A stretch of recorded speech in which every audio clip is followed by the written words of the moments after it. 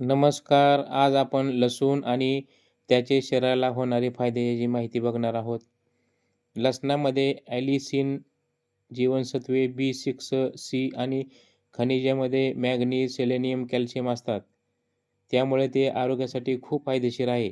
याचे मुख्य फायदे म्हणजे रोगप्रतिकारक शक्ती वाढवणे, हृदयरोगापासून संरक्षण करणे, उच्च रक्तदाब आणि खराब कोलेस्टेरॉल कमी करणे. लसूण सर्दी, खोकला आणि इतर इन्फेक्शनपासून बचाव करण्यास मदत करते. लसणाचे आरोग्यासाठी फायदे. रोगप्रतिकारक शक्ती वाढवते.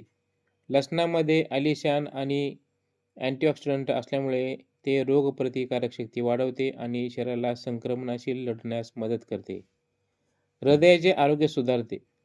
लसूण रक्तदाब नियंत्रित करण्यास, खराब कोलेस्टेरॉल म्हणजे एल-डी-एल कमी करण्यास आणि रक्ताभिसरण सुधारण्यास मदत करते. त्यामुळे हृदयरोगाचा धोका कमी होतो.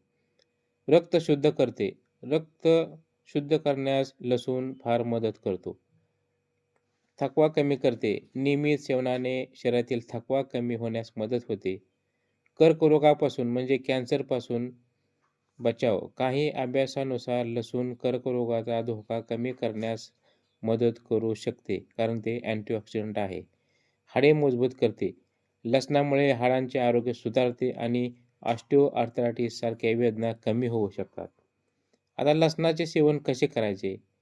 कच्चा लसूण. कच्च्या लसणाचे सेवन अधिक फायदेशीर मानले जाते, कारण त्यात ॲलिसिनसारखे संयुगे जास्त प्रमाणात असतात.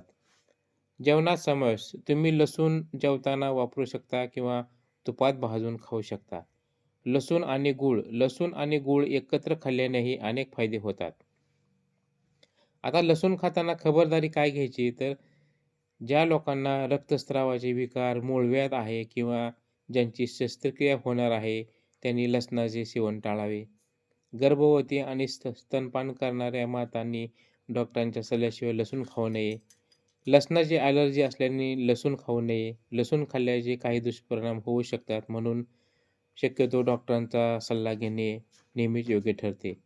तर आपल्याला ही माहिती कशी वाटली? लाईक करा, शेअर करा, सबस्क्राईब करा, कॉमेंट करा. धन्यवाद.